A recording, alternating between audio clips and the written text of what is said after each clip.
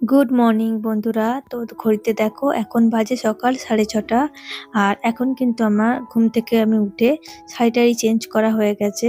আর বাবু কিন্তু এখনো ঘুমোচ্ছে, ওকে এখন ডাকবো কারণ আজকে আছে ওর সকালে আর কি প্র্যাকটিস।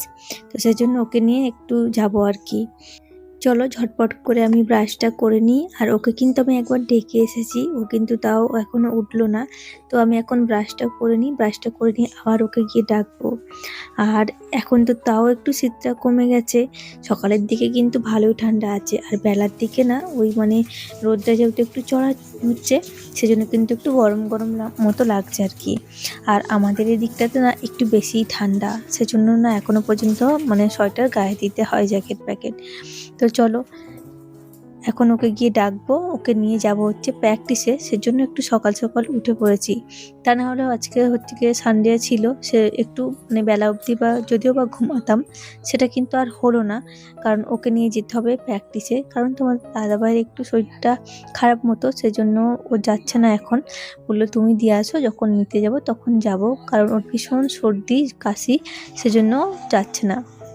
তো আমি এখন দেখো বাবুকে নিয়ে চলে এসেছি ওদের খেলার মাঠে। আর আমাদের ওখান থেকে, বাড়ির ওখান থেকে মাঠটা কিন্তু অনেকটাই দূরে। তো এসে দেখলাম যে মোটামুটি ওরা ছোট প্র্যাকটিস শুরু করে দিয়েছে। তারপর ওকে বললাম তাড়াতাড়ি করে ব্যাগটা রেখে চলে যাও। তো ও কিন্তু সেই মাথাতে দেখতে পাচ্ছ তোমরা, ও কিন্তু দৌড় লাগিয়েছে জোরে। প্রতিটা বাবা মাই চায় তার ছেলে মেয়ে যেন ভালোভাবে মানে মানুষ হয়, সেজন্য কিন্তু অনেক চেষ্টাই করা হয়। তারপর তো ওরা বড় হয়ে কি করবে না করবে সেটা তো জানি না, তবে বাট প্রতিটা মা বাবা কিন্তু ছোটবেলায় অনেক চেষ্টা করে যে তার ছেলেই বলো বা মেয়ে যেন ভালোভাবে মানে বড় হতে পারে, ভালো মানুষ হয়। চলো এখন বাবুকে দিয়ে আমি চলে এসেছি ঘরে। আর ঘরে এসে দেখো আগের দিনকার যে কয়েকটা থালা বাসন ছিল আর চা খাওয়া ছিল, সেগুলোকে মেজে নিচ্ছি। তো এখন আমি এগুলো ধোয়াধুয়ি করে নিই আর ওদের টিফিনটা বানাবো। যাবো হচ্ছে একবার বাজারে আবারও তোমাদের দাদাভাইয়ের সঙ্গে, যখন বাবুকে আর কি নিতে যাবে। ওর আজকে ছুটি হবে হচ্ছে 9:30 পৌনে 10টার দিকে ছুটি হবে। স্যারকে জিজ্ঞাসা করলাম। অন্যদিন কিন্তু শনিবার দিন যেদিন যাই সেদিন কিন্তু একটু লেট করে ছুটি হয়, বাট আজকের দিনটা না একটু তাড়াতাড়ি ছুটি হয়ে যায়। ও কিন্তু আমায় বলেছিল যে মা তুমি বসে থাকো, যাবে না, কিন্তু আমি ভাবলাম যে না, বাড়ি চলে যাই। কিন্তু আমার ওখান থেকে আসতে সময় লাগে ওই 20 মিনিট মতো, 15 থেকে 20 মিনিট লাগে আর কি স্কুটি করে। তো ওকে দিয়ে চলে এসেছি, ভাবলাম যে ওর টিফিনটা অন্তত বানিয়ে রাখি, কারণ আজকে একটু যাব বাজারে বাজার নিতে।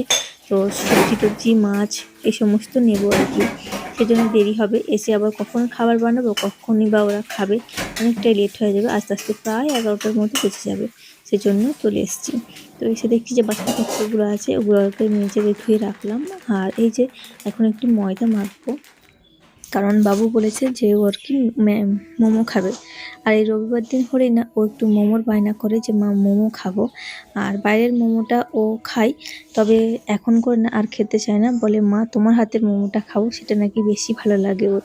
তো সেই জন্য ওর আবদার রাখতে এই যে ময়দাটা মেখে আমি চিকেন মোমো বানিয়েছি। এগুলো কেমন হয়েছে তোমরা কিন্তু অবশ্যই কমেন্ট করে জানিও। এই ফার্স্ট টাইম কিন্তু এভাবে বানালাম। আর দেখতে কিন্তু আমার বেশ ভালোই লাগছিল, আর খেতেও কিন্তু খুব টেস্টি হয়েছিল। সেটা মানে বাবুর কাছ থেকে শোনা, আমি তো খাইনি, জানি না। তো চলো এখন প্রায় ওই 9:15-20 মতো বাজে। এখন তোমাদের দাদাভাইয়ের সঙ্গে আমি হচ্ছে বেরিয়েছি, যাচ্ছি হচ্ছে বাজারে। তো ওকে বললাম যে তুমি আমাকে একটু বাজারে ছেড়ে দেবে, তারপর তুমি ওকে নিতে চলে যাবে। বললো ঠিক আছে। আমি ওদিকে ততক্ষণ মাছ সবজি এই সমস্তগুলো আর কি নিচ্ছিলাম। আর তো তোমাদের দাদাভাই আর কি ওকে নিয়ে চলে এসেছিলো। তারপর আর কি একসঙ্গে মাছ বাজারে ঢুকলাম। আর এখানে দেখতেই পাচ্ছ মাছ নিয়েছে কিছুটা, তো মাছটা আর কি কেটে কেটে সাইজ করে দিচ্ছে আর কি। তারপর ওখান থেকে সোজা চলে এসেছি ঘরে। আর অনেক সবজিও কিন্তু নিয়েছি, সেগুলো কিন্তু তোমার সঙ্গে পরে শেয়ার করব। তো স্নান করিনি আমি, যেহেতু আজকে সকালে কিন্তু পুজোও হয়নি, সেজন্য ভাবলাম আগে স্নানটা সেরে নিই, তারপর পুজোটা করব আর কি। চলো ওদিকে স্নানটা সেরে চলে এসেছি নিচে। আর এই যে পুজোটা আমি করে নিয়েছি এই ওদিকে। আর পুজোটা সেরে সোজা চলে এসেছি রান্নাঘরে এসে এবার এই যে রান্নাটা বসাবো, কারণ ওদিকে বাজার থেকে আস্তে আস্তে অনেকটা লেট হয়ে গেছে। সেজন্য ভাবলাম যে আগে রান্নাটা বসিয়ে দিই। দেখতেই পাচ্ছ চুলটুলগুলো আমি কিন্তু আঁচড়াইনি ঠিক করে, জল টপছে, যেহেতু আজকে সানডে ছিল, আজকে একটু শ্যাম্পু বানিয়ে দিয়েছিলাম আর কি। তো চলো ওদিকে কড়াইতে বসিয়ে দিয়েছি, আর মা কিন্তু আমাকে সবজিগুলো সমস্ত কিছু কেটে দিয়ে গেছিলো, শুধুমাত্র মশলাটা আমি রেডি করেছি আর কি, আদা রসুন যেগুলো পেস্ট করার হয় সেগুলো আমি করে নিয়েছি। চলো ওদিকে শাকটা কিন্তু আমি বসিয়ে দিয়েছি, এর মধ্যে একটু লবণ দিয়ে শাকটা এখন সেদ্ধ করে নেবো ভালোভাবে। শাকের মধ্যে অনেক সময় না পোকা টোকা থাকে, তো অল্প একটু সেদ্ধ করলে বা কোনো সময় সার বিষ তো এমনিতেই আমরা আর কী বা ভালো জিনিস খাচ্ছি বলো, সমস্ত কিছুই কিন্তু সার বিষের জিনিস যেগুলো খাচ্ছি, খুব কমের ভাগ আছে যেগুলো আর কি দেশি হলেও দেখবে সার বিষ দিয়েই তৈরি হচ্ছে এখন। তো এই শাকগুলো যদি অল্প একটু মানে সেদ্ধ করে ফেলে দিয়ে যায় জলটা, তাহলে কিন্তু ভালো হয়। অনেক সময় কিন্তু কালারও ওরা ব্যবহার করে, সেজন্য আমি একটু সেদ্ধ করে জলটা ফেলে দিই, তারপর হচ্ছে শাকটা ভাজি। আর এখানে হচ্ছে আলু শাক ছিল, কড়াই শাক ছিল, এই সমস্ত শাক ছিল। আর এই আলু শাকটা ভাজলে কিন্তু ভীষণ সুন্দর হয় খেতে। তো ওদিকে কিন্তু আমার শাকটা মোটামুটি ভাজা হয়ে গেছে। আর আজকে তো সানডে, সানডে মানেই তো মানে চিকেন হবে বাড়িতে, পাতলা করে লাল লাল ঝোল বানাবো আজকে চিকেনের। তো এই যে দেখো স্কিন সমেত আছে, স্কিন সমেত মাংসটা না বেশ টেস্টি হয় খেতে, সেজন্য মাকে বললাম যে স্কিন সমেত মাংসটা নেবে মা। আর এই মাংসটা কিন্তু আমাদের এখানকার পাড়ার আর কি একটা দোকানের, আর এই মাংসটা খেতে কিন্তু ভীষণ সুন্দর হয়েছিল। চলো তোমরা যারা আমার ভিডিওটা দেখছো, তোমাদের কাছে একটাই অনুরোধ, যদি আমার ভিডিওর কোথাও না কোথাও কোনো অংশ ভালো লেগে যায়, তাহলে কিন্তু অবশ্যই চ্যানেলটি সাবস্ক্রাইব করে পাশে থাকবেন, আর পাশে থাকা বেল আইকনটি ক্লিক করবেন, যাতে করে আমি কোনো নতুন ভিডিও আপলোড করলে সাথে সাথে আপনার কাছে পৌঁছে যায়, আর আপনি সময় সুযোগ করে আমার সেই ভিডিওটা দেখে নিতে পারেন। আর এদিকে দেখো বাজার থেকে যে সমস্ত সবজি টবজি নিয়ে এসেছি সেগুলো কিন্তু এখনো এখানেই রয়ে গেছে, কারণ তোলা হয়নি, সময় হয়নি আর কি। তো স্নান করতে করতে পুজো করতে করতে অনেকটা সময় চলে গেছিল। আর এখানে দেখো ভাতটাও কিন্তু আমার হয়ে গেছে, ওদিকে কিন্তু আমার সমস্ত রান্না হয়ে গেছে। তোমাদের সঙ্গে কিন্তু পুরোটা শেয়ার করতে পারলাম না, কারণ এতটাই দেরি হয়ে গেছিল, সেজন্য ক্যামেরা নিয়ে কাজ করাটা না মানে আর হচ্ছিল না।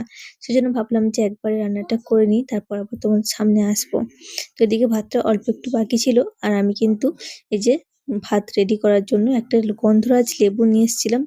তো গন্ধরাজ লেবুটা আর কি কেটে নিচ্ছি, আর কয়েকটা শসা কাটবো। তোমাদের দাদাভাই কিন্তু অলরেডি স্নান সেরে এসে মানে ঘরে আছে, আর বাপিরও কিন্তু স্নান হয়ে গেছে। আজকে সবাই মিলে আর কি ওপরে খাওয়া দাওয়া করা হবে, তাই বাপি আর বাবু কিন্তু ওপরে চলে গেছে, মাও চলে গেছে। আর এদিকে আমার ভাতটা হলে আর কি সমস্ত কিছু রেডি করেই আমি চলে যাব ওপরে, তোমার দাদাভাই শুধু নিচে খাবে, ওকে আর কি নিচে দিয়ে দেবো। আর ওদিকে কিন্তু গ্যাস ওভেনটা আমি আগেই মুছে নিয়েছিলাম, শুধুমাত্র ওদিকটাতে ভাতটা হচ্ছিল। তারপর দুপুরে খাওয়া দাওয়া শেষে একদম সন্ধ্যাবেলা আর কি তোমার দাদাভাই নিয়ে এসেছিল ফুচকা, আর এই ফুচকাটা না আমাদের এখানকার ভীষণ টেস্টি হয় খেতে। তারপর সবাই মিলে বসে ফুচকা খেয়ে নিলাম। চলো আজ আসি, দেখা হবে আবার পরের দিন, টাটা সবাই।